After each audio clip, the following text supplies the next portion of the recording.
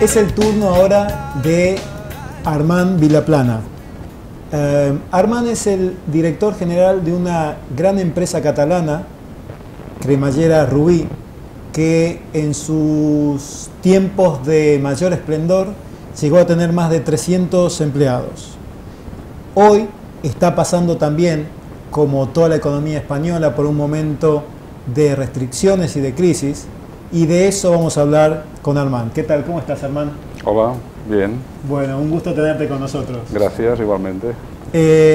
Cuéntanos, por favor, brevemente qué hace la empresa que estás hoy dirigiendo y cómo le impacta la crisis en los últimos tiempos.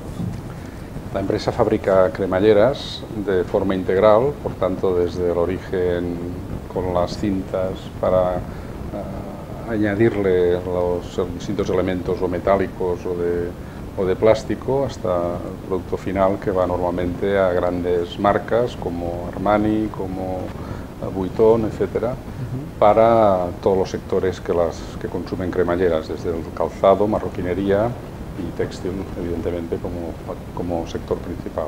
Es un producto que tiene una competencia enorme de multinacionales como IKK y también de otro tipo de empresa de tipo más pequeño pero numeroso, proveniente de China. Por tanto, el espacio de una empresa en Europa hoy en día industrial de estas características se tiene que mover en un territorio de competencia alta y ofreciendo una calidad alta para poder sobrevivir. Y Armand, entonces es un sector que va, digamos, detrás de la locomotora del textil. O sea, tradicionalmente, sí. Por tanto, tiene que buscarse su implantación donde se fabrica textil. ¿Qué está pasando hoy en el sector? A ver, estamos ante una crisis que originariamente no ha sido industrial. Es una crisis que nace del mundo financiero. Estamos en una crisis novedosa desde ese punto de vista. El problema que se nos plantea es que cuando cruje el sistema financiero arrastra al resto de sectores. Por tanto, no importa tanto lo bien o mal que gestionemos una unidad productiva o una unidad económica, sino que el impacto que nos traslada el sector financiero obliga a una necesaria recomposición. La recomposición en nuestro caso se ha producido por dos razones, propias y externas. La externa ha sido evidentemente el proceso de ajuste financiero, recorte de líneas de descuento, recorte de créditos, para después asumir el ajuste interno en cuanto a plantilla y en cuanto a recomposición del grupo humano, que necesitaba también un cierto proceso de rejuvenecimiento. Este, digamos, sería el factor propio que la crisis ha ayudado a poner encima de la mesa de cómo resolverlo. Pero el origen, repito, nace necesariamente de esta recorte en el crédito. Pensemos que estamos ante una crisis no previsible y que los ejecutivos, de alguna forma, hemos reaccionado de manera distinta en cada caso. Y una primera fase de la situación ha sido una reacción de perplejidad. Es decir, no sabíamos por qué nos pasaba lo que estaba empezando a ocurrir. Por tanto, las reacciones ante este hecho han sido también acompasadas, lentas, no han sido inmediatas, sino que cuando se ha ido tomando conciencia de la magnitud del problema. Y esto ha ido llevando que las decisiones o los ajustes se hayan ido produciendo no rápidamente, sino a medida de las posibilidades. También ha ayudado ¿Pero a el eso. ¿El crédito también cayó así Sí, gradualmente? No, el crédito se produce la caída de golpe. Una caída de golpe. Claro. Después lo que cae gradualmente es el consumo, el mercado. Claro, entonces se añade ahí el segundo elemento de caída de consumo y entonces es cuando todo el mundo empieza a tomar conciencia de que estamos ante una situación muy complicada. Pero la reacción normal, primero porque no era esperado, segundo porque los interlocutores externos no denunciaban que estuviéramos ante una situación grave, es decir, el comportamiento de las administraciones públicas es todavía más tardío en reaccionar ante las dificultades del momento.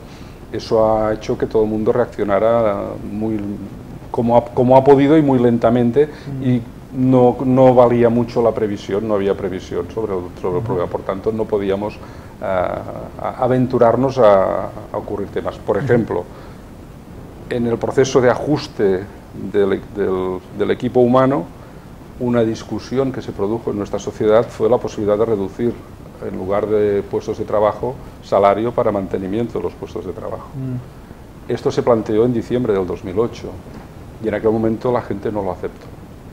La gente prefirió dar la batalla para que no hubiera un ajuste salarial, cuestión que estoy convencido que si se planteara hoy, en el 2010, posiblemente la gente lo hubiera aceptado. ¿Qué ha cambiado de entonces acá? Que nosotros éramos precursores en el 2008 de una propuesta y hoy el gobierno español ha hecho por decreto ley un ajuste de un 5% de los salarios de los funcionarios y de rebote de todas las empresas que reciben dinero de la administración pública.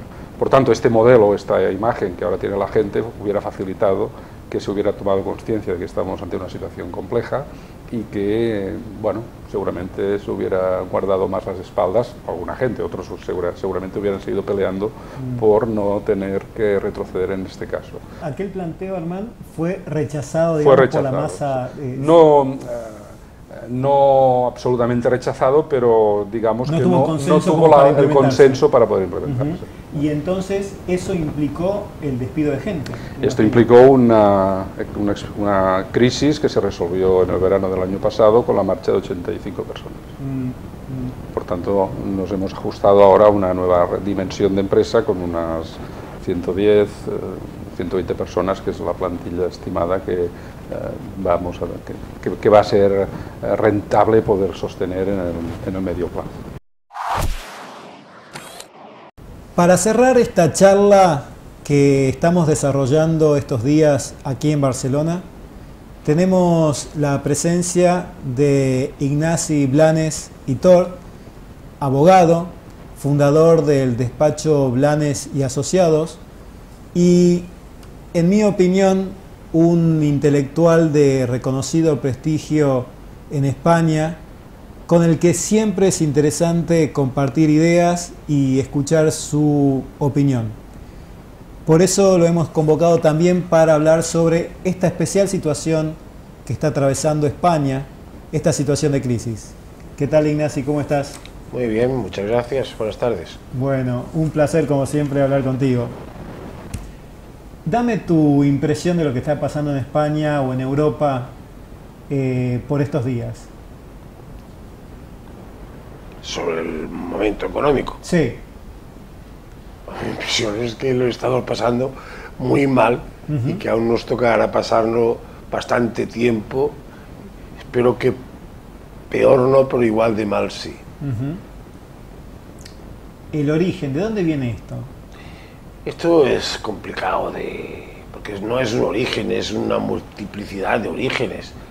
Yo creo que hay muchas posibles causas de lo que está pasando, pero para centrarlo en algo podríamos decir que por un lado había en este país nuestro, en Europa en general, pero en nuestro país en particular, un exceso de euforia que nos hacía vivir por encima de nuestras posibilidades económicas, pensando que eso iba a ser pues eterno o casi.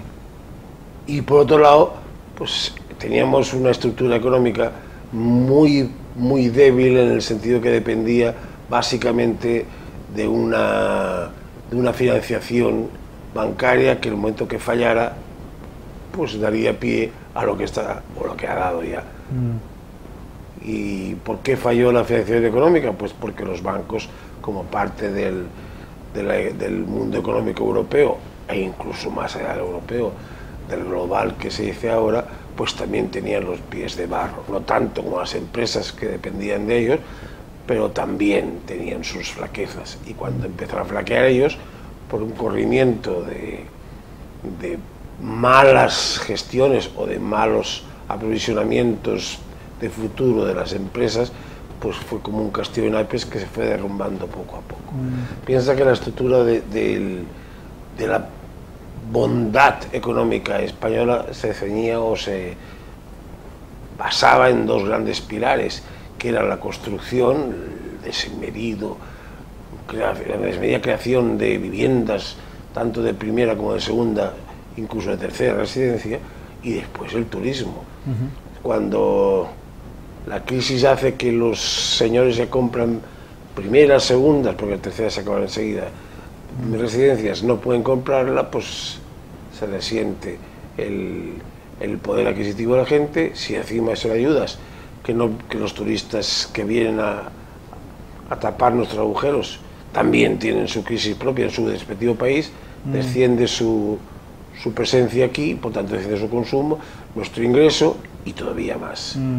Como el empleo español se demostró después, aunque muchos quizá lo sospecharon en su momento, era muy precario, pues eso derrumbó sobre todo el empleo que se había ido magnificando por la coyuntura burbujal de la economía y por la aluvión de emigrantes que hacían que la mano de obra pues fuera fácil de mantener.